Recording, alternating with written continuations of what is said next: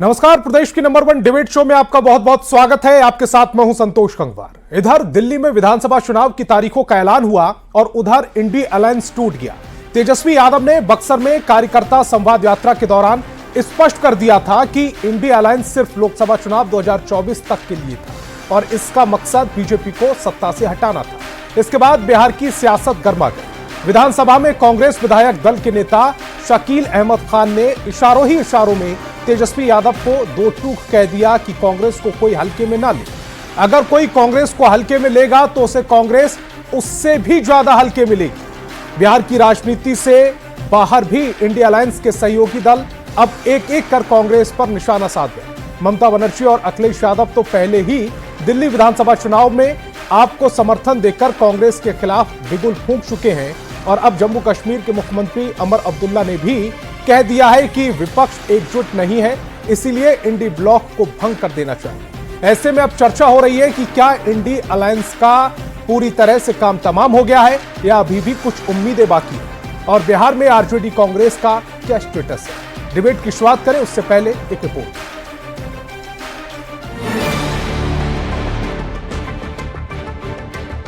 पहले से तय था इंडिया अलायंस जो है वो लोकसभा के लिए। ये तो हम लोग पहले ही से कह रहे थे। लेने का मतलब नहीं, कोई हमको हल्का मिलेगा था, हमको ज्यादा हल्का मिलेंगे। लोकसभा चुनाव 2024 में बीजेपी को रोकने के लिए शुरू की गई विपक्ष की किलाबंदी अब पूरी तरीके से ढहती हुई दिख रही है। तो पहले से तय था इंडिया अलायंस जो है वो लोकसभा के लिए और बिहार में जहाँ तक बात की जाए हम लोग तो शुरू से साथ थे यहाँ पे।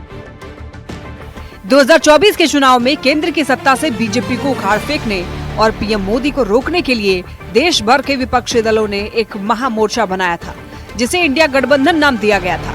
लेकिन ये गठबंधन शुरू से ही खंड खंड होता दिखा।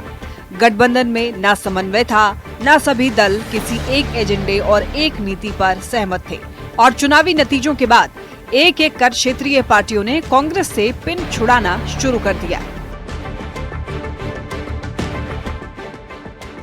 पहले ममता बनर्जी फिर अखिलेश यादव ने गठबंधन से किनारा किया और अब तो तेजस्वी यादव ने ये कहकर खेल ही खत्म कर दिया है कि इंडी गठबंधन सिर्फ 2024 के लोकसभा चुनाव तक था। तो पहले से तय था इंडिया अलायंस जो है वो लोकसभा के लिए। बिहार विधानसभा चुनाव से पहले तेजस्वी का ये बयान कांग्रेस के लिए बड़ा झटका माना जा रहा है। तेजस्वी यादव ने संकेत दे दिया है कि कांग्रेस ज्यादा सीटों की मांग न करे, जिस पर विधानसभा में कांग्रेस विधायक दल के नेता शकील अहमद खान ने पलटवार किया है और इशारों में तेजस्वी यादव को दो टूक कह दिया है कि कोई कांग्रेस को हल्के में लेगा तो कांग्रेस उससे भी ज्यादा हल्के में उसे लेगी। लेने का मतलब नहीं, कोई हमको हल्का मिलेगा था, हमको ज्यादा हल्का मिलेंगे। लेने का मतलब नहीं, कोई हमको हल्का मिलेगा था, हमको ज्यादा हल्का मिलेंगे। केजरीवाल की आम आदमी पार्टी, अखिलेश यादव की समाजवादी पार्टी, टीएमसी की ममता बनर्जी ने जिस ढंग से कांग्रेस को आंख दिखाया है और रही सही कसर पूरी कर दी, तेजस्वी यादव ने ये कहकर कि गठबंधन लोकसभा चुनाव के लिए ही था। तो ऐसे में सवाल ये है कि क्या फिर मान लिया जाए कि एक था इंडी गठबंधन। न्यूज़ 18 के लिए पटना से संजय कुमार के साथ ब्यूरो रिपोर्ट। चलिए आज के सवालों पर आते हैं। आज बहस बिहार की में हम पूछने वाले हैं, क्या इंडी अलायंस पूरी तरह से खत्म हो चुका है? जिस तरह की बयानबाजी हो रही है उसको देखते हुए यह सवाल बनता है कि क्या इंडी अलायंस पूरी तरह से खत्म हो चुका है? क्या बिहार में भी इंडी अलायंस टूट गया है? बिहार में कांग्रेस आरजेडी अलग चुनाव लड़ेंगे क्या? गठबंधन पर कांग्रेस का रुख क्या है? एनडीए को आखिर कैसे रोकेगा विपक्ष?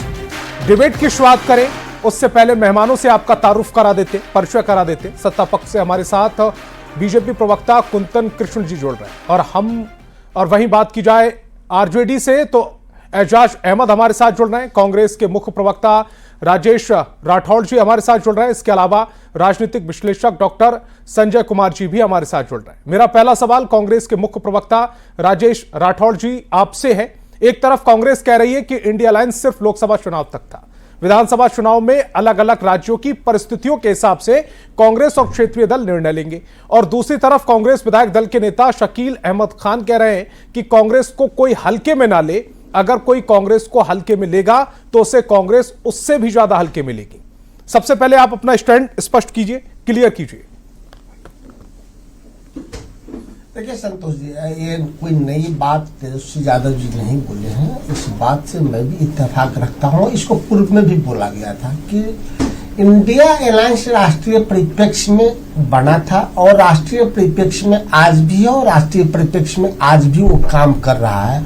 और मैं दावे के साथ कहता हूँ कि भविष्य में भी इंडिया अलायंस राष्ट्रीय परिप्रेक्ष्य में काम करते हुए दिखेगा। मैं इसलिए इस बात को कह रहा हूं कि लोकसभा चुनाव के समय कई ऐसे साथी थे जो इंडिया अलायंस से बाहर रह के भी यह कहते थे कि मैं इंडिया अलायंस के साथ हूं। जैसे ममता बनर्जी जी हमसे अलग रही, लेकिन कहीं नहीं, मैं इंडिया अलायंस के पार्ट हूं। और चुनाव के बाद जब पिछले सदन में साक्षी रहा है कि पिछले सत्र के समय आपने देखा होगा कि ममता बनर्जी हो, अखिलेश यादव जी हो या आरजेडी हो या अन्य विपक्षी दल, सबने इंडिया अलायंस के बैनर तले अपने देश हित के मुद्दों के लिए सदन में लड़ता रहा।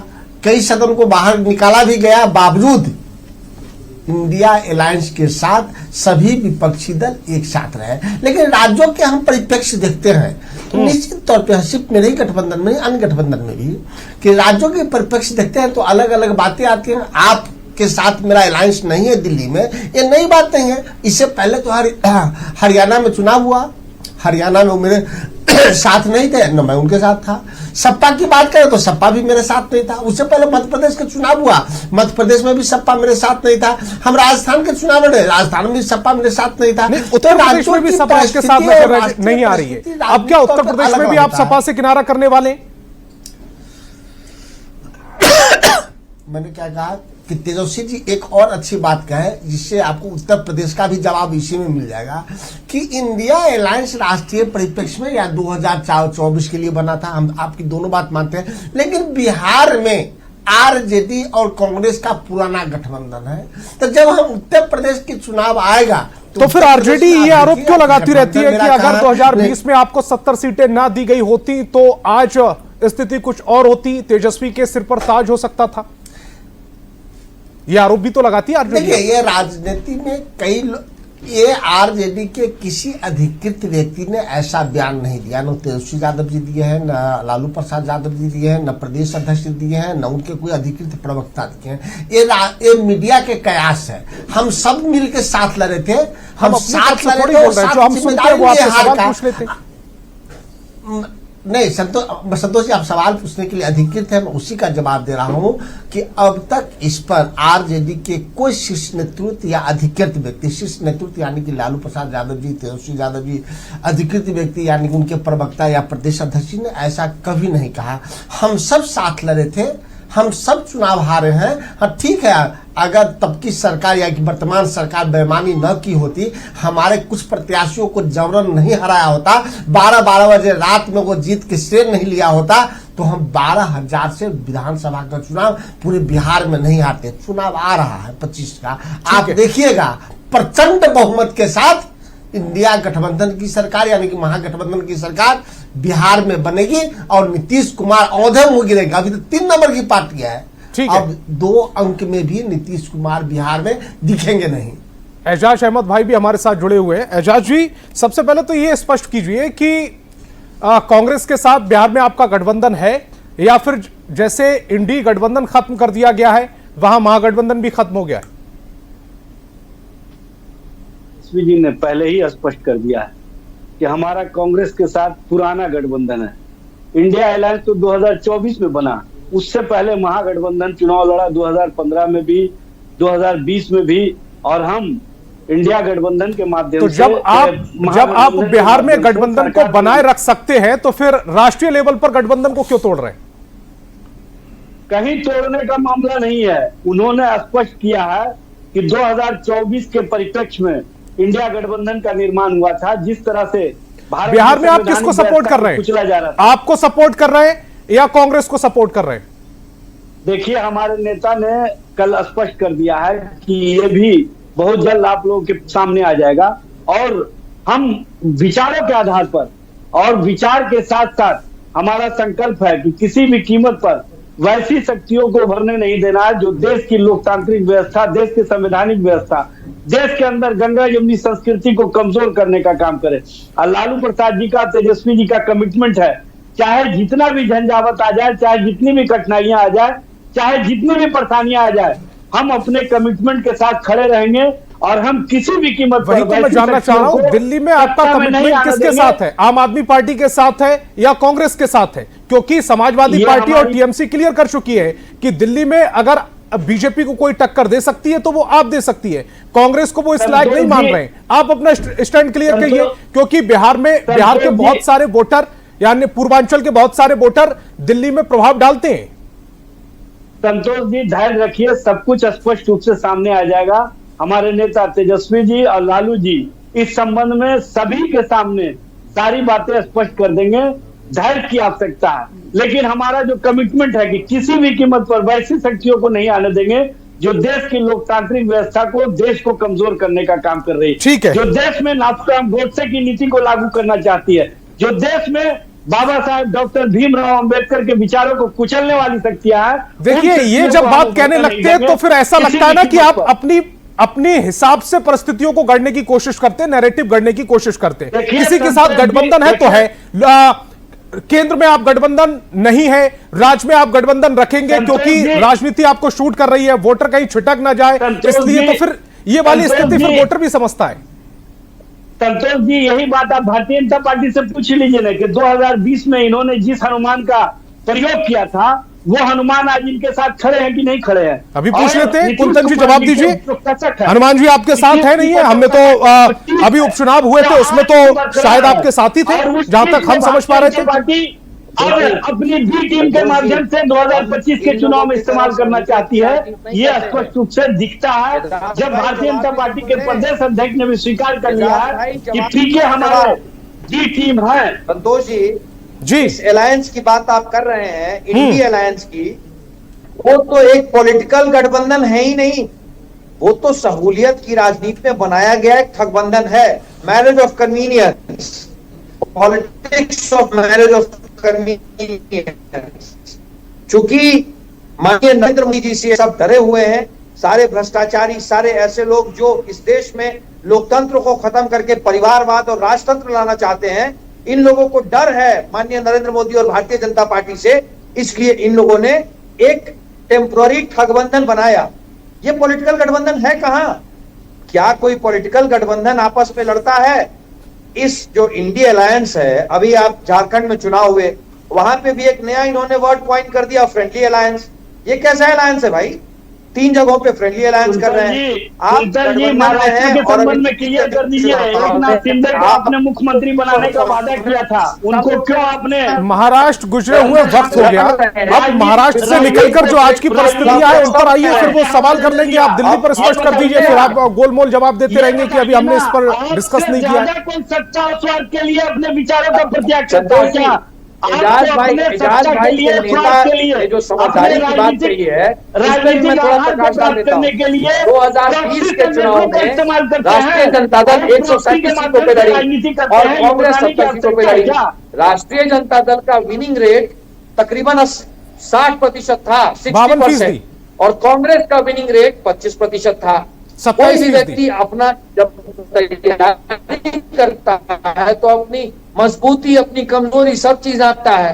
कांग्रेस एक कमजोर कड़ी है बिहार में। ठीक है, तेजस्वी यादव अगर ये बात कह रहे हैं तो राजनीतिक बात कह रहे हैं। ठीक है, डॉक्टर संजय कुमार जी भी हमारे साथ है, राजनीतिक विश्लेषक हैं, बहुत जमाने से वो राजनीति को बहुत करीबी से समझ रहे हैं।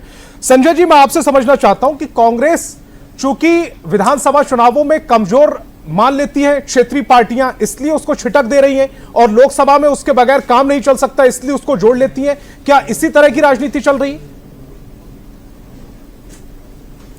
बिल्कुल, राजनीति में तो परिस्थितियां होती ही है ना, और उसी परिस्थितियों का तो लाभ उठाती है क्षेत्रीय पार्टियां, इससे कहां इनकार किया जा सकता है। कुछ दिन पहले ही लालू प्रसाद जी ने क्या कहा था, अगर इंडिया अलायंस समाप्त हो गया है या इंडिया अलायंस जैसी कोई चीज अब नहीं रह गई है लोकसभा चुनाव के बाद, तो फिर ये लालू प्रसाद जी के बयान के क्या मायने हैं कि ममता बनर्जी जी अगर नेतृत्व करेंगी तो ठीक है, हम उसमें सहयोग करेंगे। जब सवाल पूछा गया कि क्या कांग्रेस को इसमें एतराज नहीं होगा, चूंकि वो सबसे बड़ी पार्टी है, उन्होंने कहा कि कांग्रेस के एतराज करने से क्या होगा। तब तक तो इंडिया अलायंस एग्जिस्ट कर रहा था, तेजस्वी जी के बयान के बाद फिर कांग्रेस का स्टैंड बदल जा रहा है, कह रहे हैं कि नहीं तेजस्वी जी ने कह दिया तो वो सही कह दिया कि हाँ इंडिया अलायंस सब समाप्त हो गया। भाई चुनाव झारखंड में भी आप लड़े हैं, इंडिया अलायंस में लड़े हैं या अलग लड़े हैं? अभी चुनाव लड़े हैं ना तुरंत झारखंड में, इसी बिहार के बगल में लड़े हैं। तो अगर एक इंडिया अलायंस की बात आप कर रहे हैं और फिर कहते हैं कि नहीं वो तो गठबंधन लोकसभा के लिए था, और फिर कहते हैं कि कांग्रेस को कोई कम करके नहीं आके, तो आ रहे हैं 18 तारीख को राहुल गांधी बिहार ना, संविधान सुरक्षा को लेकर के कोई सेमिनार में वो पार्टिसिपेट करने आ रहे हैं जिसकी संभावना है। अब देखते हैं कि लालू प्रसाद जी से उनकी मुलाकातें होती हैं, तेजस्वी जी से मुलाकातें होती हैं, कोई बातें होती हैं, लेकिन हाँ ये बात जरूर है कि क्षेत्रीय पार्टी कांग्रेस पर एक दबाव बनाने की कोशिश करती है ताकि सीटों को लेकर के, जिसको आपने थोड़ा खोला कि सीटों को लेकर के कांग्रेस बहुत दबाव नहीं बना सके और फिर क्षेत्रीय पार्टियां जो तय करेगी। अभी तो कांग्रेस लोकसभा चुनाव में अच्छा परफॉर्म की, इसी बिहार में चुनाव हुआ, कितनी सीटें कांग्रेस को दी गई थी और वो जो जीत करके सीटें आई हैं उसका स्ट्राइक रेट देख लीजिए। तो अगर लोकसभा में अब हर चीज को आप विधानसभा से जोड़ करके देखेंगे तो चीजें वैसे तय नहीं होती है। और आज ही मैं कांग्रेस के विधायक अजीत शर्मा जी का बयान को देख रहा था, उन्होंने कहा कि संविधान बचाने के लिए जो लोग भी मेरे साथ आएंगे हम सबका सहयोग लेंगे, लेकिन अगर वैसी परिस्थिति नहीं बनती है तो हम अकेले चलने के लिए भी तैयार हैं। अभी शकील अहमद खान साहब ने कहा कि अगर कोई कमतर करके हमको आकेगा तो ठीक है, हम अपने तरीके से चीजों को तय करेंगे। तो ये दो चीजें कैसे हो रही है, वो कंट्राडिक्शन मुझे समझ में नहीं आ रहा है कि कह रहे हैं कि बिहार में हम साथ में हैं, फिर कहते हैं कि नहीं ये अलायंस तो लोकसभा के लिए था। अलायंस लोकसभा और चुनाव के लिए नहीं होता है, विधानसभा के लिए अलायंस होता है और उसके कॉमन मिनिमम प्रोग्राम होते हैं, एजेंडा होते हैं। ठीक है, संविधान ही बचानी आपकी बात से जो मैं तो समझ रहा हूं संविधान कि ये बचाने समझा से कि ये कांग्रेस पर दबाव डालने की कोशिश की जा रही है ताकि वो बड़ा मुंह ना खोल पाए, यानी ज्यादा सीटें ना मांग पाए। मैं ठीक हूं? नहीं, ये बोल चुकी है आरजेडी ना, आरजेडी बोल चुकी है 70 सीटों के बारे में, कांग्रेस बोल चुकी है कि 70 सीट पर लड़े थे, फिर हम लड़ेंगे 70 सीट पर। आरजेडी ने एक तरह से स्टैंड लिया है कि नहीं ये तो हम तय करेंगे। इनके शाहनवाज जी हैं, 2 डिप्टी सीएम की बात कर चुके हैं। जी कुंतन जी कुछ कह रहे हैं आप? संतोष जी, डॉक्टर संजय कुमार जी ने एक बड़ी मार्के की बात कही है। तेजस्वी यादव उस समय ये बयान दे रहे हैं जब कांग्रेस के सबसे बड़े नेता राहुल गांधी बिहार आने वाले हैं। उस वक्त तेजस्वी यादव ये कह रहे हैं कि साहब इंडिया अलायंस तो सिर्फ लोकसभा के लिए था। तेजस्वी यादव जब कोई बात कह रहे हैं तो बिहार के परिप्रेक्ष्य में, चूंकि अगला चुनाव बिहार का है जहां पे इंडिया अलायंस में राष्ट्रीय जनता दल की बड़ी भागीदारी, बात बिल्कुल स्पष्ट है संतोष जी। तेजस्वी यादव ने जब अपना स्वॉट एनालिसिस किया तो उसमें कांग्रेस को उन्होंने कमजोर कड़ी पाया। बारंबार राष्ट्रीय जनता दल ये बात कहती है, और कांग्रेस बिहार ही नहीं, कांग्रेस तो पूरे भारत में क्षेत्रीय दलों के लिए बोझ हो गई है। कांग्रेस इस बात को माने, क्योंकि राहुल गांधी आने वाले और तेजस्वी यादव ये बात कह रहे हैं, बड़ी मार्के की बात है।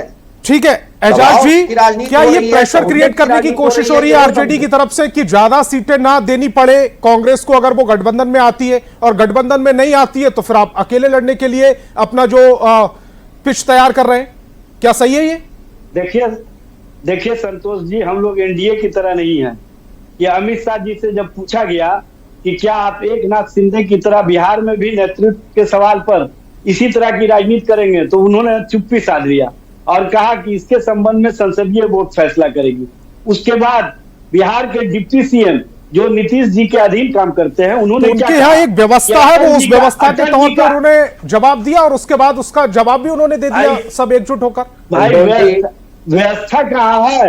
अटल जी के सपनों को साकार तभी किया जा सकता है। नहीं, मैं मुझे राजेश जी से भी जवाब देना है, उसके बाद कृष्ण जी मैं आपके पास आऊंगा। इस तरह की राजनीति भारतीय जनता पार्टी ही कर सकती है। हमारे यहाँ जो अलायंस होता है विचारों पर आधारित होता है, हमारे जो अलायंस होता है कमिटमेंट के आधार पर होता है। हम एक दूसरे के साथ जीत की राजनीति नहीं करते हैं। ये जिस तरह से जिस तरह से राजेश जी, मेरा सवाल आपसे है, बिहार में आपकी स्थिति क्या है? क्या 70 सीटों पर आप चुनाव लड़ेंगे, ज्यादा डिमांड करेंगे, या चूंकि जो प्रेशर क्रिएट किया जा रहा है उसमें नीचे आएंगे आप? बात सही राजेश जी। देखिए संतोष जी, कितने सीटों पे कौन से सहयोगी दल लड़ेंगे इसका निर्णय हमेशा हमारे राष्ट्रीय नेतृत्व सभी घटक दलों के छत्रपों के साथ बैठ के तय करते हैं कि कौन से घटक कितने सीटों पे लड़ेंगे और कहां लड़ेंगे। लेकिन लगातार हम कुंदन किशन जी के सुन रहे थे कि बड़ा सा अलायंस है, क्षेत्रीय आदमी हमको डरा रहे हैं। इंडिया अलायंस जब बना था 26 दलों का, बाद में 24 दलों का, बाद में 28 दल हो गया। उससे भय खाकर 10 साल के बाद एनडीए की बैठक 36 पार्टियों की हुई और नरेंद्र मोदी जी की, लेकिन उसके बावजूद रिजल्ट आपके पक्ष में नहीं आया। लेकिन समय की कमी नरेंद्र मोदी करना होगा। लेकिन सवाल ये, जो जितने भी मेहमान मेरे साथ जुड़े तमाम मेहमानों का बहुत बहुत शुक्रिया।